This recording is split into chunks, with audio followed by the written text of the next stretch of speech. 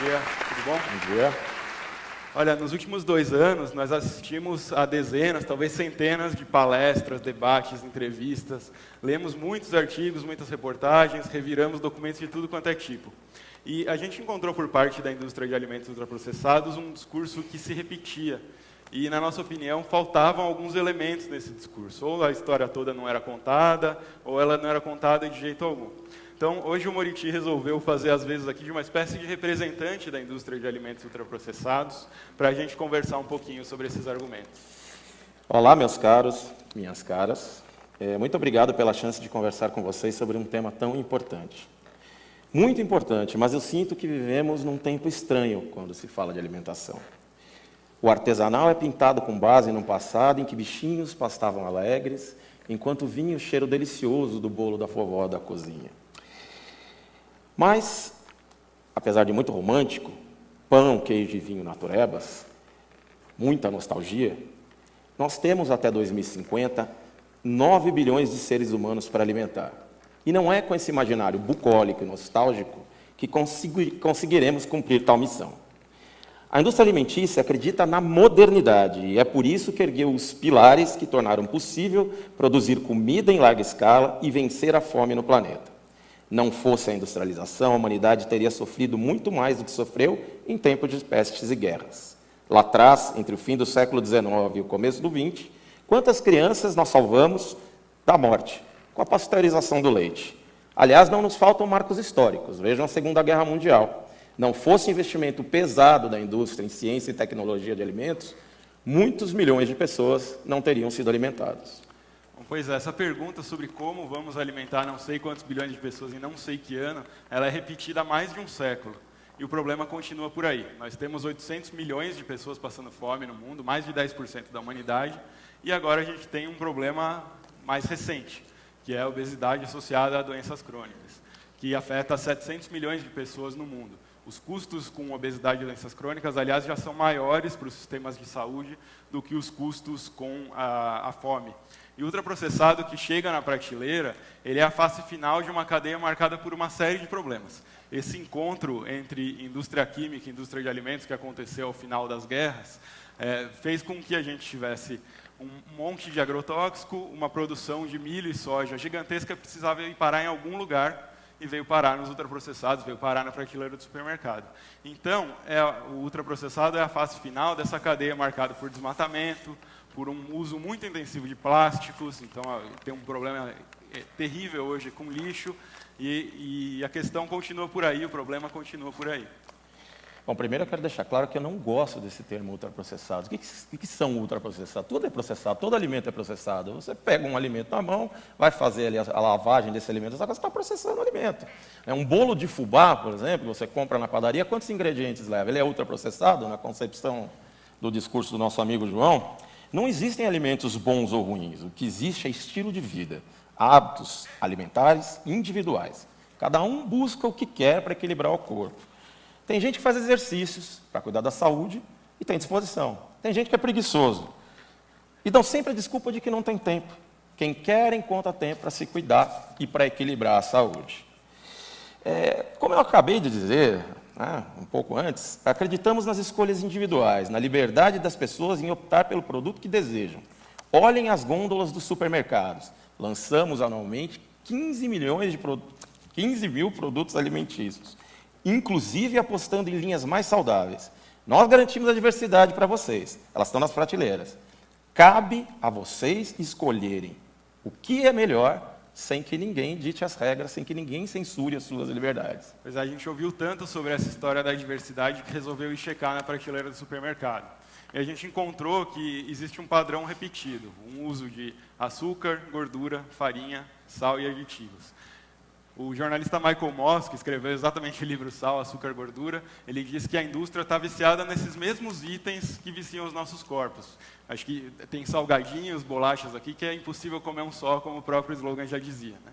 Então, essa diversidade, na verdade, ela é de embalagens e de aditivos. A embalagem é um instrumento de marketing e o aditivo é um instrumento para tornar palatável aquilo que não seria.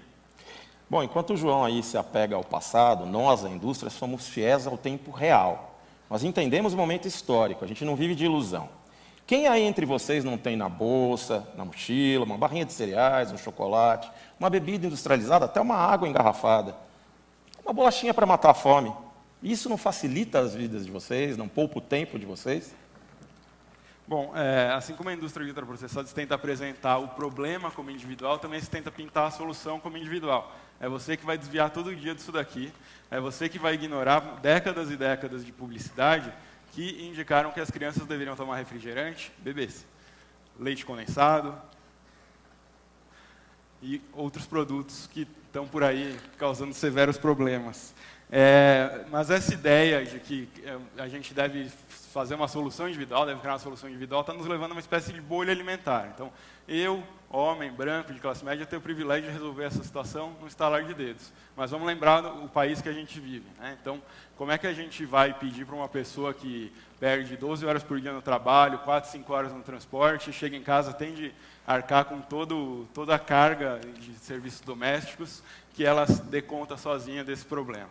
Então, quando a gente fala de alimentação, no Joio, a gente está falando de uma agenda emergencial para ontem, mas a gente também está falando de uma agenda para o futuro, com a generosidade de que a gente sabe que essa agenda não vai se concretizar no todo nos nossos períodos de vida, ela fica para as próximas gerações. Se todo mundo estivesse muito feliz com a vida que está levando, muito tranquilo, beleza, a gente não teria o que falar. Mas é óbvio que a gente tem problemas muito sérios para resolver, e esses problemas são sistêmicos, eles não são individuais. Então, a gente precisa pensar numa agenda que esteja casada a uma série de questões, inclusive a questão do machismo. Bom, o próprio João me largou a deixa aí, trabalhar 12 horas por dia. Bom, não fosse a indústria, vocês trabalhariam mais, nós trabalharíamos mais. Vamos fazer um exercício coletivo aqui, imaginar juntos uma família contemporânea. Marido, esposa, filhos. O homem sai para trabalhar. A mãe precisa dar café da manhã, ver as roupas das crianças, levar os filhos para a escola. E depois vai trabalhar também. Mesmo que a mulher tenha um bom marido em casa, aquele que dá uma ajudinha nas tarefas domésticas, quem facilita a vida dela de verdade, desde cedo até a noite, é o pão de forma industrializado que está na mesa do café da manhã. É a bolachinha e o danoninho que vão na lancheira das crianças. Ou a lasanha que ela vai descongelar no jantar e que vai lembrar, vejam só, o tempero da vovó. Aliás, tem uma outra questão, não é só o tempo, é também a questão da habilidade. Nem todo mundo tem habilidade para cozinhar. Muitas pessoas nem querem cozinhar, preferem que alguém faça a comida delas. E como hoje em dia tem empregada doméstica em casa, não é para todo mundo, a indústria também faz esse papel.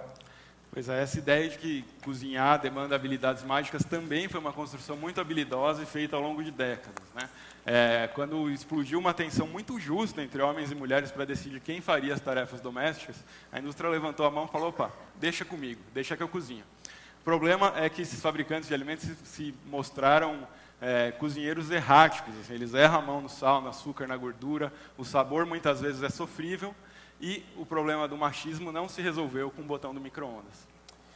Bom, é tudo muito bonito que ele está falando, mas eu já disse e não custa lembrar, teremos 9 bilhões de pessoas para alimentar até 2050, muitas delas pobres.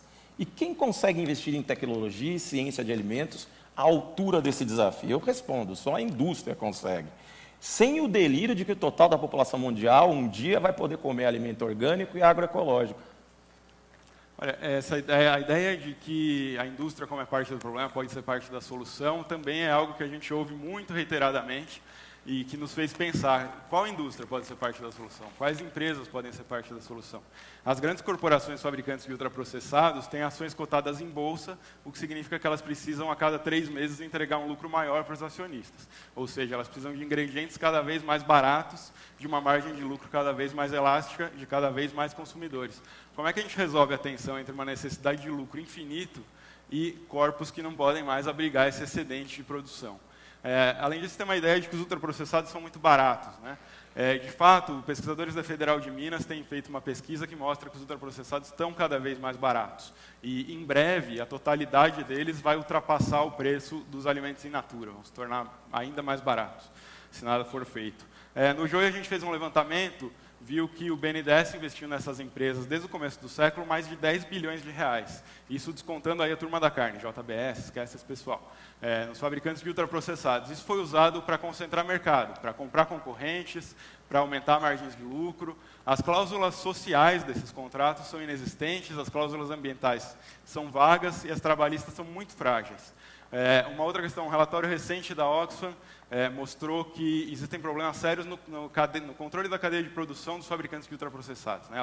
As questões sociais, ambientais e trabalhistas dos fornecedores são muito pouco observadas pelas fabricantes. Um outro relatório da Oxfam mostrou que a margem de lucro dos produtores é cada vez menor, eles estão cada vez mais espremidos, inclusive aqui no Brasil esse relatório aborda. A gente sabe de vários estados que dão isenções para agrotóxico, então incentivando o uso de agrotóxico, e a gente tem mostrado também no GEO reiteradamente como as fabricantes de refrigerantes contam com subsídios bilionários no Brasil. É um caso muito particular, são pelo menos 7 bilhões de reais por ano que vão para essas empresas. Bom, vocês que são inteligentes e têm boa percepção, certamente notaram quantas vezes o João pronunciou a palavra lucro. Que obsessão com lucro, né? Lucro virou crime agora nesse país, né? Todo mundo gosta de lucrar, até onde eu sei. Bom, a questão é que atualmente, já que a gente está falando de comida, nesse bolo de radicalismo decorado com uma cereja de intransigência, a gente é rotulado como vilão. Né? Movimentos com discursos terroristas tentam nos demonizar, nos colocar como os culpados pela obesidade e as doenças crônicas não transmissíveis. Eles simplificam um cenário complexo e multifatorial, em que não existe um fator que define quem é obeso e quem tem doenças crônicas não transmissíveis. Só que essas pessoas, via de regra, elas falam de posições muito confortáveis, né? Com comida na mesa e sem propor soluções factíveis para alimentar o mundo. O alarmismo desses profetas do Apocalipse só serve ao saudosismo de quem quer barrar avanços tecnológicos e o progresso da alimentação. Nós não podemos deixar isso acontecer, né, gente? A indústria alimentícia é necessária, digo mais, é fundamental. Sem ela, recuaremos aos tempos da fome e das pestes. Bom, também é falsa a ideia de que existe uma negação da industrialização. O que você está fazendo é discutir um modelo específico, um segmento específico que se revelou um problemaço na história da humanidade. A gente já ouviu falar que as pessoas querem voltar a comer feijão com caruncho. Isso a gente ouviu em eventos científicos. A gente ouviu que as pessoas querem criar vaca na varanda, eventos científicos. A vaca na varanda é até muito bonitinho, até gostaria, mas não vai rolar, né? O que você está fazendo não é discutir isso, não é uma volta ao passado. A gente está falando de um presente. A gente está falando de um presente em que a gente precisa resolver essa situação. Então, como vamos alimentar 9 bilhões de pessoas em 2050? Como sempre, como nos 12 mil anos de história da agricultura humana, né? Com alimentos, com agricultura. Os ultraprocessados são um experimento muito recente na história da humanidade. A gente se esquece que a gente está falando de 40, 50 anos. E a mensagem está muito clara, né? A mensagem do Guia Alimentar para a População Brasileira de evitar ultraprocessados, embora tenha quem queira pintar como radical, é aquilo de mais razoável que a gente tem diante das evidências científicas disponíveis. Então, acho que chegou a hora da gente separar um pouco o joio do trigo, separar produtos comestíveis ultraprocessados de comida de verdade, separar o discurso que tenta nublar o debate do discurso que realmente precisa ser feito se a gente quiser solucionar esse enorme problema com o qual a gente se deparou. Obrigado. Obrigado. Gratidão. Nós somos amigos, viu?